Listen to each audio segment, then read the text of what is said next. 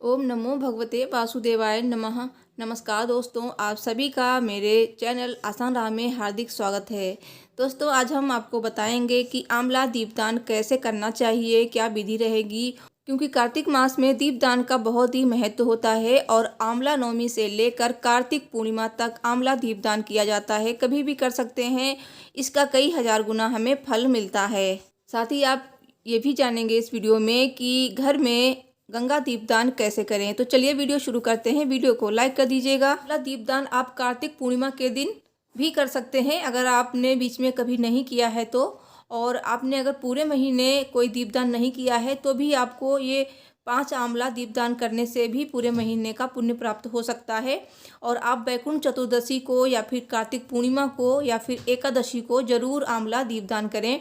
और अगर कभी भी नहीं कर सकते हैं तो पूर्णिमा के दिन तो अवश्य करें। तो देखिए यहाँ पे हमें इस तरह से 5 आंवला ले लेने हैं।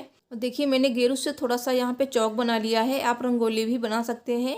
अब मैंने 5 आंवला लिए हैं, आप ज़्यादा भी ले सकते हैं। देखिए यहाँ आंवला को हम इस तरह से रख के देखेंगे, इसका जिस तरह से बैलेंस बनेगा वैसे ही हम उन्हें कट करेंगे, क्योंकि हमें इनमें दीपक जलाने होते हैं। तो इस तरह से ये मतलब रखते बन जाएँ सही से, लुढ़के ना। तो यहाँ पे देखिए हम इन्हें नाइफ से कट करेंगे इस तरह से। और हमें इस तरह से आंवले के अंदर इस तरह से होल करना होता है, बहुत गहरा ना करें। तो जहाँ तक इसकी सीड है बस उसके ऊपर ही इस तरह से हमें कट कर लेना है। तो सारे आंवलों को हम इसी तरह से तैयार कर लेते हैं। और यहाँ पे देखिए मैंने ये आंवले जो हैं इस तरह से सारे तैयार कर लिए हैं। अब हम इनमें एक एक इस तरह से बत्ती रखेंगे। तो बत्ती यहाँ पे आप लंबी ना लें, क्योंकि लंबी बत्ती रखते नहीं बनेगी इसमें। तो हमने ये फूल वाली बत्ती ली है, तो इन पत्तियों को हम इसमें रख देंगे। और आप ये जो दीपक हैं घी के भी जला सकते हैं या फिर आप तेल के भी जला सकते हैं। तो अगर आप तेल के जला रहे हैं तो तिल का तेल लें, सरसों का तेल ना लें।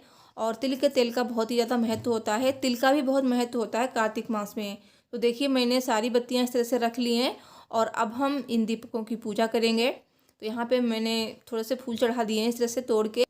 और आपके पास फूल नहीं है तो भी आप इनकी पूजा इस तरह से रोली लगा के भी कर सकते हैं। फूल नहीं है तो कोई बात नहीं है।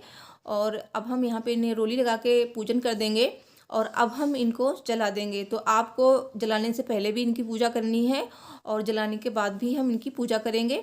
तो देखिए अब जो हमारा एक दीपक है वो कहाँ रखना है, दूसरा दीपक कहाँ रखना है, तीसरा कहाँ रखना है, चौथा और पाँचवा कहाँ रखना है। तो चलिए आपको बताते हैं। पहले तो हम इन्हें जला लेते हैं। तो एक एक दीपक को हम जला लेंगे।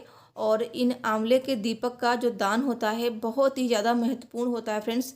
तो आप एक बार पूर्णिमा के दिन, तो पूर्णिमा 2 दिन की है, तो आप अगर आज नहीं कर सकते हैं तो आप ये कल भी कर सकते हैं।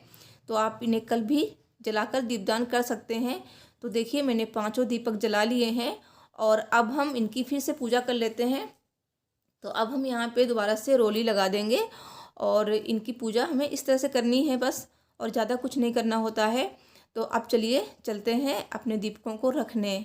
तो फ्रेंड्स यहाँ पे जो हमारा पहला दीपक है वो हम रखेंगे अपने घर के मंदिर में, क्योंकि हमारे जो घर के मंदिर में होते हैं सारे देवी देवता होते हैं। और भगवान शिव, भगवान विष्णु, माता लक्ष्मी, माता पार्वती, कृष्णा जी सभी होते हैं। तो पहला दीपक हम वहाँ रखेंगे और दूसरा दीपक हम रखेंगे आंवले के पेड़ के पास। तो थोड़े फूल भी चढ़ा देते हैं। आंवले की वृक्ष की पूजा पूरे कार्तिक महीने में की जाती है। और अब हम अपना तीसरा दीपक रखेंगे अपनी तुलसी माता के पास। तो यहाँ पे हम दीपदान कर देंगे। तो यहाँ पे मैंने आज पूजा की है तुलसी माता की। तो आप अगर ये पूजा एकादशी को करते हैं तो आप ये दीपक एकादशी को भी रख सकते हैं, और नहीं तो आप बाद में भी रख सकते हैं पूर्णिमा तक। तो अब देखिए हम जो हमारा चौथा दीपक है वो हम करेंगे आकाश दीपदान। तो आकाश दीपदान इस तरह से करना है, दीपक को उठाकर आकाश की तरफ इस तरह से हम करेंगे और उसके बाद हम नीचे रख देंगे। यहाँ पे भी हम थोड़े फूल चढ़ा देते हैं। आकाश दीपदान का भी बहुत ही ज़्यादा महत्व है। कार्तिक पूर्णिमा के दिन गंगा दीपदान का भी बहुत महत्व होता है। तो गंगा दीपदान कैसे करें वो मैं आपको अभी बताती हूँ। तो यहाँ पे हमें एक बड़ा सा बर्तन लेना है, आप परात भी ले सकते हैं इस तरह से, जिसमें हम आटा लगाते हैं। तो अब हम इसमें थोड़ा सा गंगा जल डालते हैं, क्योंकि गंगा मैया को हमें घर पे ही इस तरह से स्थापित करना है। तो थोड़ा सा हम गंगा जल इसमें लेंगे और उसके बाद हम थोड़ा सा पानी इसमें डाल लेते हैं। अब हम गंगा मैया का आवाहन करेंगे, गंगा मैया इधर ही आ जाइए। अगर हो सके फ्रेंड्स तो आप गंगा जी के पास जाकर ही दीपदान करें। अगर नहीं हो सकता है तो आप इस तरह से घर में ही गंगा दीपदान कर सकते हैं। और अब हम इसमें डाल देंगे थोड़े फूल इस तरह से। और साथ ही हम यहाँ पे रोली से पूजन कर लेंगे। इस तरह से देखिए, तो 5-6 बार 7 बार इस तरह से हम लगा देते हैं रोली। थोड़ी सी रोली हम डाल देंगे गंगा जल में, इस तरह से इसके अंदर भी डाल देते हैं। और अब हम गंगा मैया को बुलाएंगे। गंगा मैया, मैं गंगा दीपदान कर रही हूँ, आप मेरा दीपदान स्वीकार करें। तो इस तरह से आप गंगा दीपदान अगर पे ही कर सकते हैं तो आप यहाँ पे रोली से ही पूजन कर सकते हैं। अब देखिए 5वां दीपक हम इस तरह से गंगा जी के पास जलाएंगे। तो यहाँ पे हमारा 5वां आंवला दीपदान हो गया। तो आप अंदर भी रख सकते हैं, नहीं तो आप इस तरह से बाहर भी रख सकते हैं प्लेट में। कार्तिक मास में गंगा स्नान और गंगा दीपदान का बहुत ही ज़्यादा महत्व होता है। अगर आप जा सकते हैं तो गंगा जी में दीपदान करें, गंगा जी के तट पर। नहीं तो आप इस तरह से घर में ही गंगा दीपदान कर सकते हैं।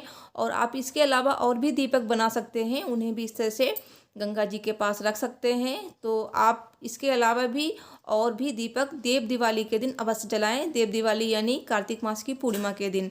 तो यहाँ आप अपने मेन गेट के दोनों तरफ जलाएं, साथ ही अंदर वाले गेट के पास भी जला सकते हैं। और आप घर में देव दिवाली के दिन दीपदान अवश्य करें, आंवला दीपदान, या फिर आप इस तरह से दीपक भी जला सकते हैं। तो दोस्तों, वीडियो पसंद आई हो तो प्लीज़ वीडियो को लाइक शेयर करें एंड मेरे चैनल को सब्सक्राइब करना ना भूलें। Thanks for watching.